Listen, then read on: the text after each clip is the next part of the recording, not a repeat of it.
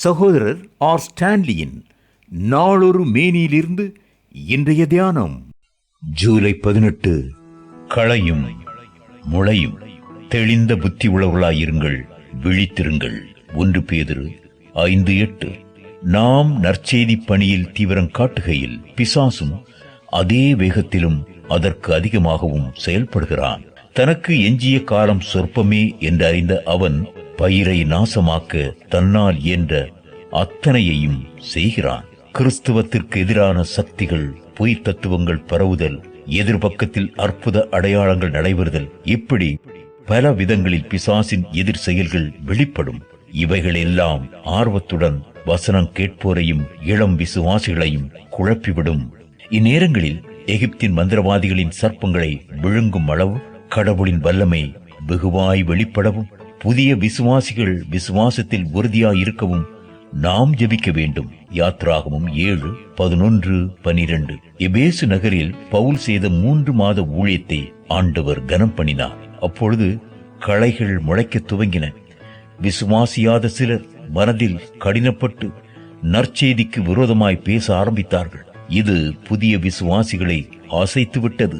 தனது 3 மாத ஊழிய கனிகளை பாதுகாக்க பவுல் அந்நகரில் 2 ஆண்டுகள் தங்கியிருந்து தினமும் சீடர்களுக்கு விளக்கங்கள் கூற வேண்டியது இருந்தது. அப்போஸ்தலர் நடபடிகள் 19:8-10. கூடவே இருந்து ஆடுகளை பாதுகாக்க ஒருவருமில்லாத சூழலை பிசாசானவன் சாதகமாய் பயன்படுத்தி புகுந்து விளையாடுகிறான். மிஷனரிகள் தூரச் செல்லும் போது அவன் களைகளை விதைத்து விடுகிறான். மத்தேயு 13:24-25.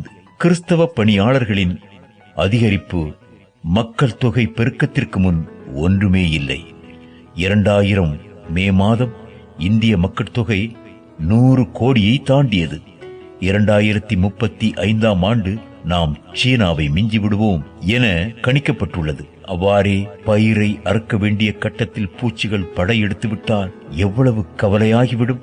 இருப்பினும் நமது சாதனை பெருமிதங்களையும் செய்தி அறிக்கைகளில் மிகைப்படுத்துதலையும் தலைதட்ட ஆண்டவர் இவ்விதம் பயிர் பாழாக அனுமதிக்கிறார் என்றே நான் நம்புகிறேன். பருவ பலன்களை நாசமாக்கும் வெட்டுப்புழுக்கள் மற்றும் வெட்டுக்கிளிகளை ஆண்டவர் நான் உங்களிடம் அனுப்பிய என் பெரிய சேனை என்று அழைக்கிறார். யோவேல் 2:25.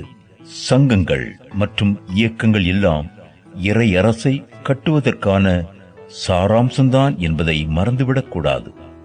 இயக்கத்தை மேம்படுத்துவது நமது முக்கிய நோக்கமாயிருக்கக்கூடாது.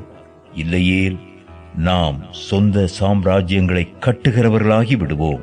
எளியதோர் அறிக்கை முறையை கையாளுவதில் தவறில்லை.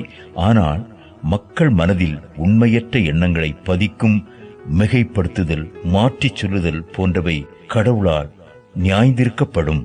பொதுவாக வளரும் களைகளை அவ்வப்போது களைவது நல்லதெனினும் பயிர் வளரும் போது அதனை செய்வது அவ்வளவு சாத்தியமில்லை. எனவே அறுவடை நாள் வரும்போது கதிர் தனியாகவும் பதர் தனியாகவும் சேர்க்கப்படுகிறது.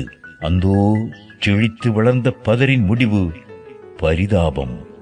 ஊழியங்களை தாங்குவோருக்கு அறிக்கை அனுப்புவதே நமது பிரதான நோக்கமாயிருக்குமானால் ஆத்துமாக்களின் ரட்சிப்பிற்காய் அன்று ரத்தம் சிந்திய கிறிஸ்து இன்று கண்ணீர் வடிப்பார்.